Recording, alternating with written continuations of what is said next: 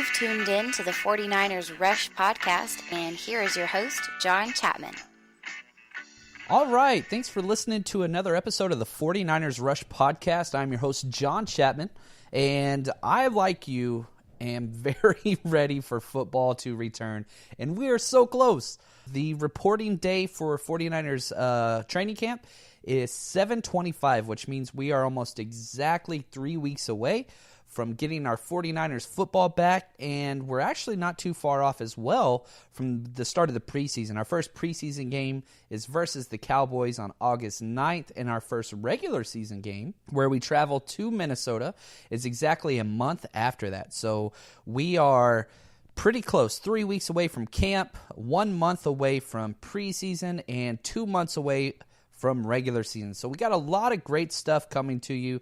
And as always, if you want to reach out and get in contact with us, my Twitter is the best way, and that's at JL_Chapman. JL_Chapman. I always recommend going over there just because I'm a film guy. And so I break down a lot of film, and I put a lot up on my Twitter feed. So a lot of the stuff that I talk about here, the conversation starts here and it progresses over there. So jump over there again and always say hi. I love to be active. I don't like posting things and whatever. I want to talk. And just that's what this 49er community, the faithful, is all about. So also, make sure you hit subscribe. We are available everywhere you listen to podcasts. We are available everywhere. So hit subscribe, leave us a review. That always helps us out. But lots of big things are on the way. Last year during the season, we did in-depth breakdowns after every game, and that seemed to get a lot of attention. But I am going to double up this year, and we are going to be offering 2 pods a week during the season. And we'll be continuing to do our in-depth breakdowns of every single game, but we're also going to start doing game previews, just kind of news and notes and all the fun buzz around this team. So stay tuned. Lots of great things coming forward. But what we're going to focus today on, who are the 20 most valuable players on the 49ers roster and why moving forward for this franchise? So not necessarily just for this season, but the 20 most valuable, we could throw contracts out the window. Who are the vital key position players that we need moving forward? And the main reason why I bring this up is both Kyle Shanahan and John Lynch talked about during the draft that their first year here, there were just a lot of holes on the rosters. They were just trying to find people that could do snaps and fill positions and kind of be role players, all that kind of stuff. But this year, their entire mindset has changed to, okay, who are our cornerstone valuable pieces, and how do we get more of those? So that kind of triggered this idea for this podcast. Let's go through now, and let's talk about the good and bad, and there's going to be some players left off this, and I understand some people are going to get kind of pissed about that, but that's okay. Starting at the top, number 1, this one should be no surprise, maybe to Jalen Ramsey, and that's about it. Somebody said on Twitter that he shouldn't be on there because he's just a scheme guy, as Jalen Ramsey foolishly said. That's okay. Jimmy Garoppolo, he is the number 1 player for the 49ers franchise, and I would be willing to bet if the entire NFL was wiped clean and you could draft any player to start a franchise in the entire NFL from the entire player database, he would be a top 5 pick. I do not think that there are 5 other players that are as young with the potential that he has. He's 27 years old. Obviously, we just signed him to a massive contract. Super excited that he will be here for the long haul. And just a couple tidbits about him. There's so many good ones. And it's weird because people get so enamored with him and talk about, oh, he's so great, he can't lose, he's undefeated, and that's true. But if we look at the statistics, man, it's unreal. So real quick, 35.2% of his passes graded out positively, according to PFF, Pro Football Focus. The 2 next best players were Brady and Wentz, but both were below 30%, way over that. He completed 62.3% of his passes while under pressure. That is the highest in the past 4 years of the NFL, given it was a small sample size. We understand that. But whenever you put into context that he did this with a team that was 1-10, and he was able to achieve these accolades with that 1-10 team that was injury riddled, I think it tells a clear story. Over his career, in his 8 career starts, he has 8.27 yards per pass attempt. That is the highest ever for any quarterback in the history of the NFL. His completion percentage, 67.2. Again, the best ever in the NFL. I don't know if it will stay that high, but Kyle Shanahan's system is very, very favorable to high completion percentages. And then again, he already has 3 fourth-quarter comebacks in his 7 starts for the win. So if we put that into perspective with other franchise quarterbacks, Kirk Cousins has 8 comebacks in 57 starts. Aaron Rodgers has 11 in 142 starts, whereas Jimmy G has 3 and only 7. Now, the argument could be made, well, their teams aren't from behind that often, so on and so forth, but we want winners. And whenever we look at the best quarterbacks of all time, Montana, Brady, guys like that, it is those fourth quarter comebacks that we remember. So anyway, Jimmy G is number 1 on our list. That one is a no-brainer for sure. Number 2, maybe my favorite 49er, and that is DeForest Buckner. He is still only 24 years old, and if you've been keeping up with the Top 100, the NFL program where they count down everybody, DeForest Buckner wasn't on there. I don't understand that. He was rated, again, this is going to be a little bit of a PFF-heavy episode just because it gives metrics to the actual value per play that these players bring. He was rated as the number 6 interior defensive line and number 3 pass rusher, and only behind Aaron Donald and Fletcher Cox, who are absolutely amazing MVP-type defensive player of the year guys from the interior position. Now, the problem with DeForest Buckner is his sack numbers have been low, but that's not necessarily all his fault. He is not getting very much pressure from the outside, and he's doing it all by himself. This defensive line, even though we spent a lot of draft capital there, has not produced to the level that it should. But DeForest Buckner has. He led the NFL in all defenders inside that weren't defensive ends or outside linebackers on quarterback hits. And he is getting in there all the time. It would not be a shock whatsoever if he ends up being Defensive Player of the Year in the next 2 or 3 years. Depoy, which is his nickname. But he needs help, because he can get all the pressure up the middle, but the quarterbacks are just rolling out free. There's nobody there. So that is my number 2 player. Staying on the defensive side, number 3, Reuben Foster, also 24 years old. And a big reason why I went Reuben Foster here, it's been a crazy offseason and looks to be getting past most of the issues that were charged to him, some of them falsely. Some of them were kind of deserved with being around the marijuana in Alabama and the gun charge here in San Francisco. But he was great as the number 4 linebacker by Pro Football Focus behind Bobby Wagner, Levante David, and Luke Kuechly. And he will be suspended. He is going to be suspended for probably 2 to 4 games this year. But the idea that he is just a game changer that sets the tone on the entire defensive side and can be the best player at his overall position. His ceiling is as high as anybody.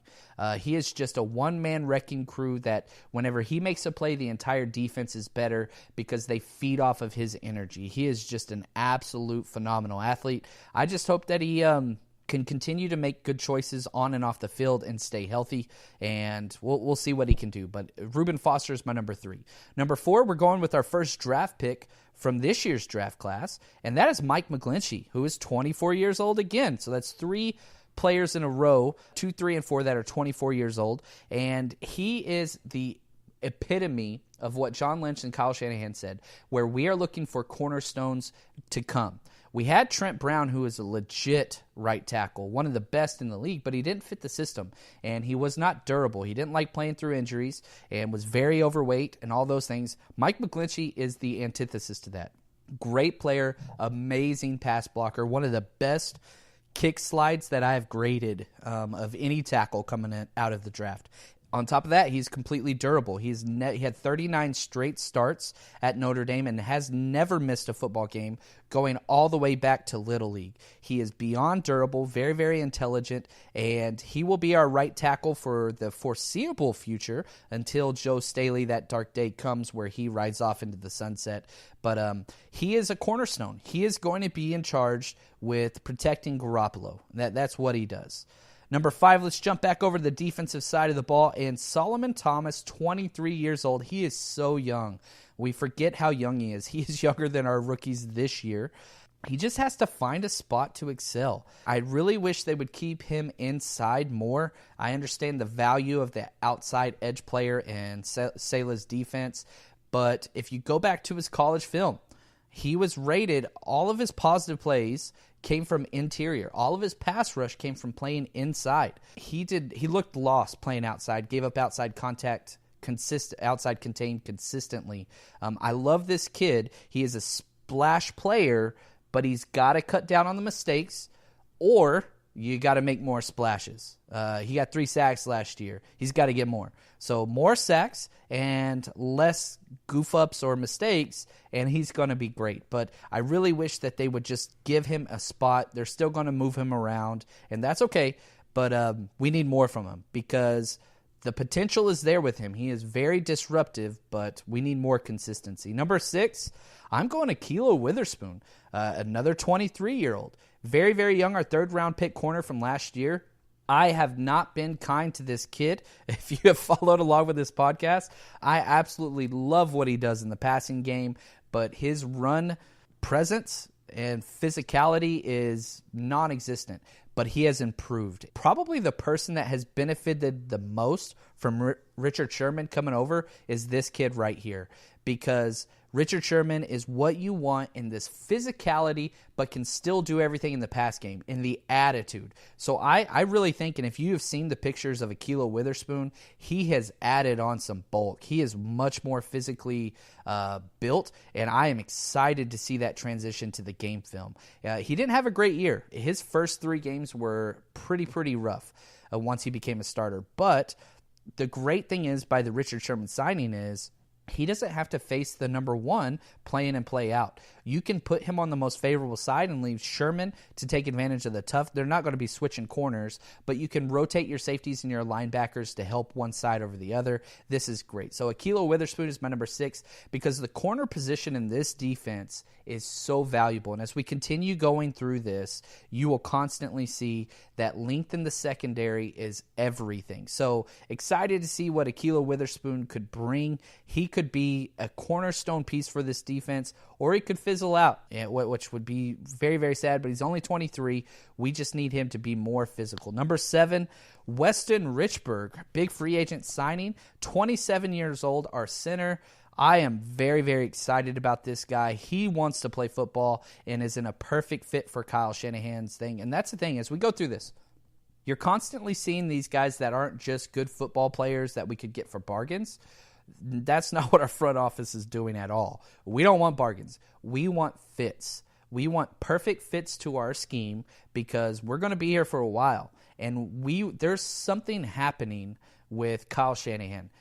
This offense could revolutionize the entire football world, which you're already seeing that with what's happening with McVay, with the Los Angeles Rams, now with Matt LaFleur over in Tennessee. I mean, it is, before too long, the majority of offenses in the NFL are going to be running this system.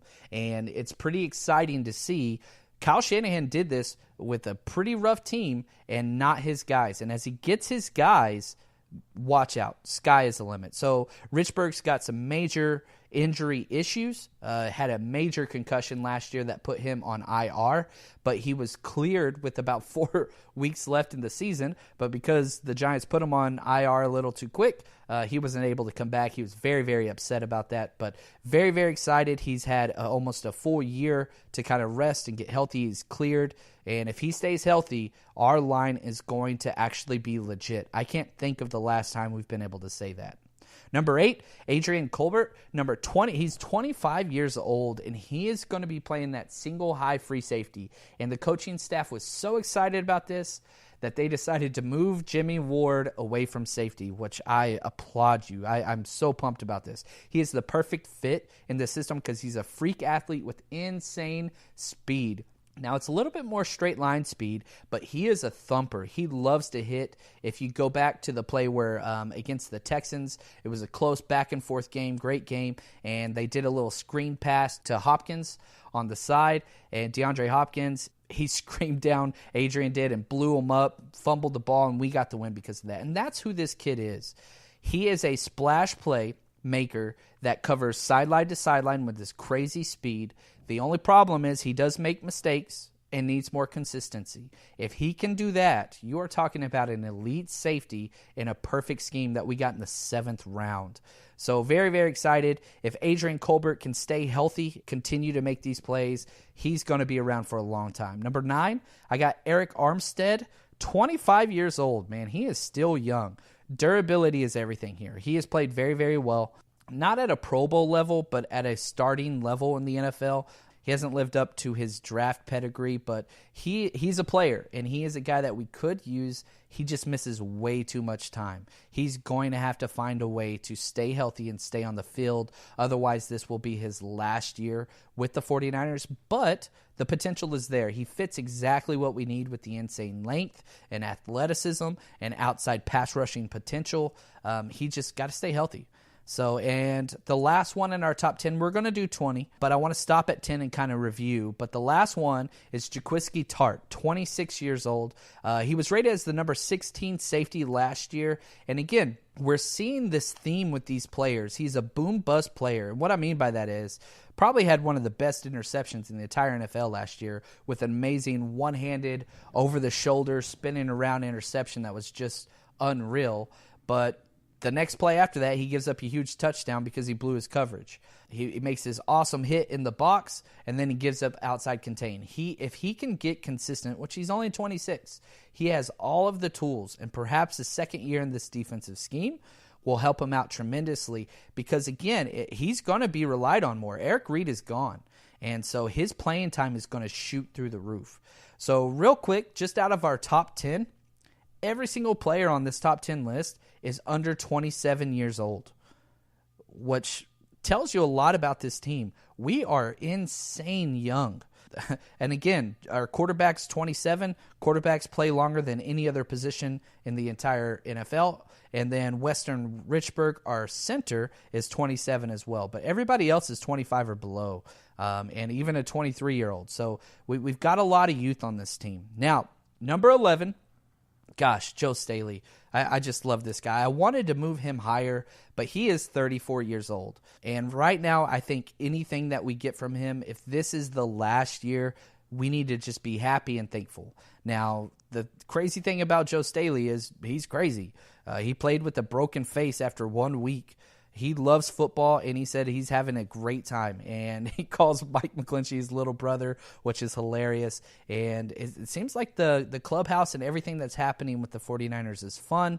And if we start winning, man, Staley deserves a Super Bowl more than anybody. Again, I've said time and time again, I think he is the greatest offensive lineman in 49ers history. My guess is he will play 2 years. But, again, anything we get with him is just, we got to be thankful. He was the number 2 tackle overall from Pro Football Focus, and back-to-back years that he had the highest run grade in the entire NFL. He is also the lightest left tackle in the entire NFL, which he's playing in a system that works with Staley. We need small and nimble, and that's exactly what he is. Love me some Joe Staley. Love that guy. Number 12, George Kittle. Again, we've got a lot of guys that were drafted last year on this list. Last year's draft class was unreal. Great job by our front office. So Kittle's 25, the tight end. He is just so well-rounded. Very physical and capable run blocker, but that's probably not his best asset. He has shown that he is a force to be reckoned with in the passing game, and he will go for those very tough, hard-fought yards, and he's a banger. Blocks with passion, again, receiving threat. He's going to be around for a long time. Love Kittle. I absolutely love that guy. 13,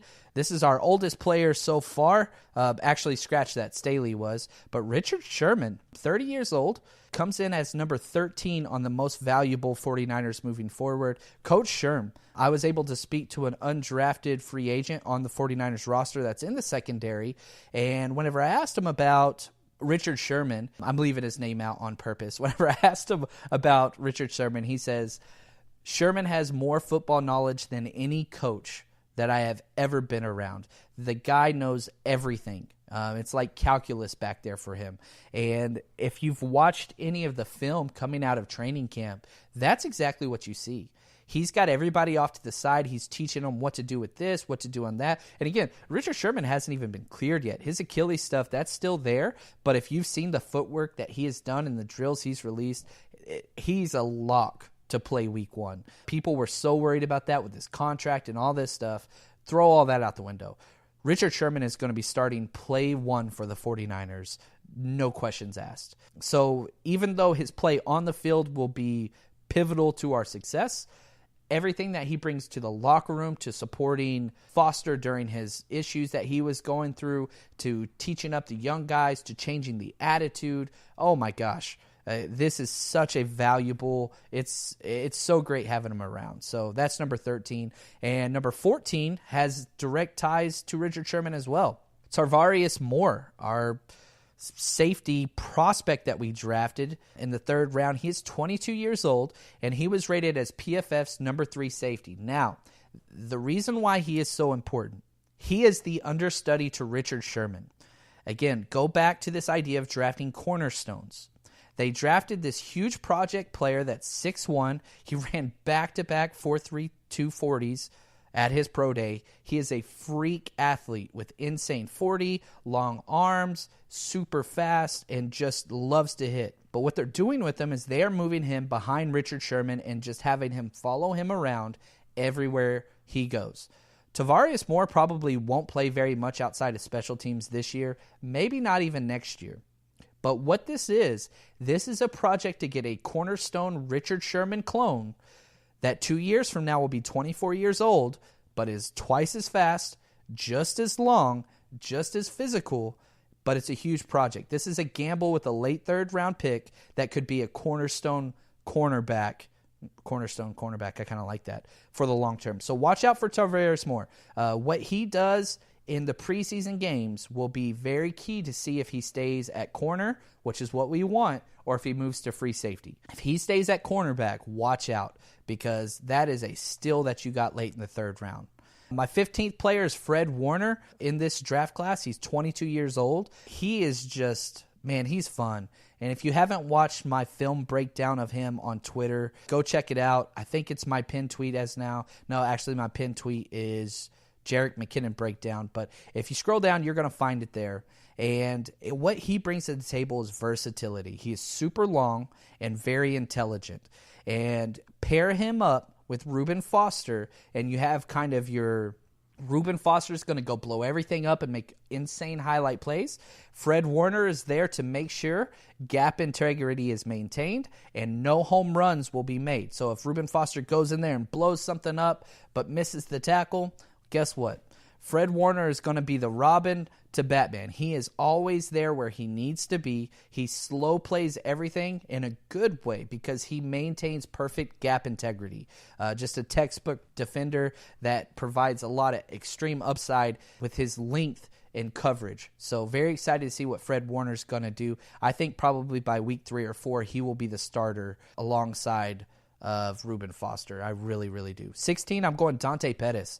Love this kid, 23 years old. He is a 4-down player, not a 3-down guy. Might be the best punt returner day one in the NFL, in the entire league. Insane versatility. They have already said they are not withholding any of the playbook from him. He is learning all 4 wide receiver positions, both outside, inside flanker, and slot. He's learning all of them and will be backing up all 4 spots day one.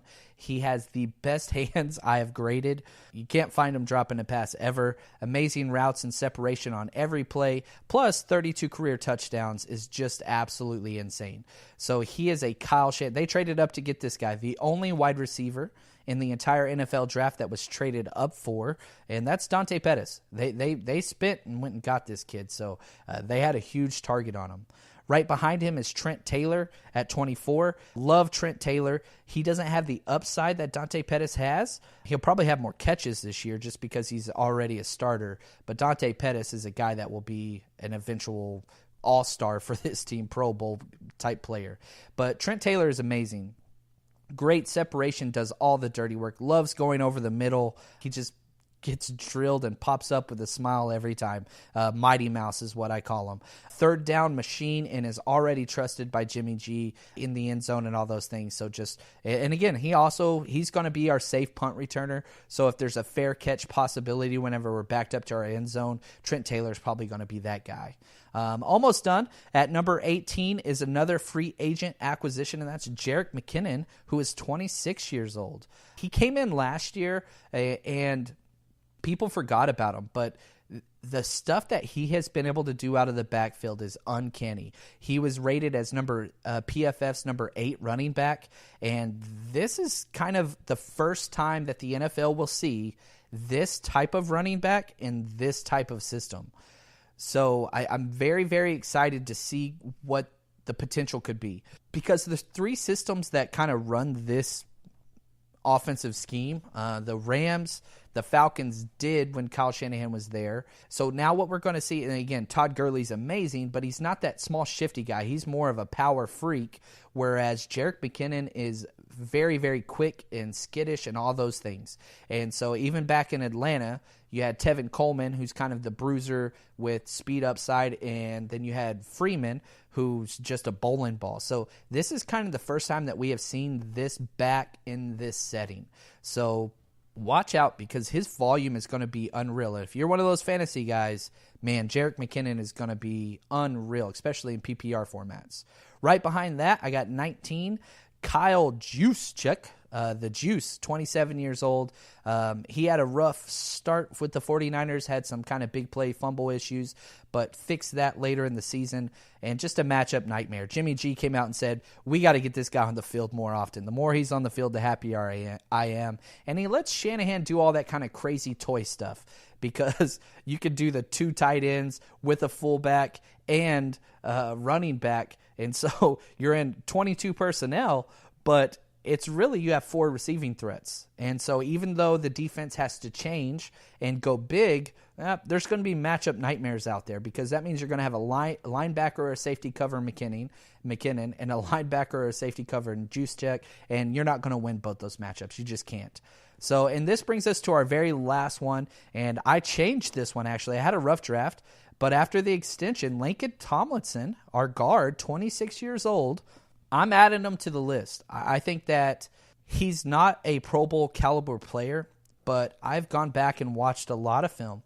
He had his best game by far against the Rams, whenever Aaron Donald lined up over him about 80% of plays, and Laken held his own. Now, Donald still made plays. He's the defensive player of the year for a reason.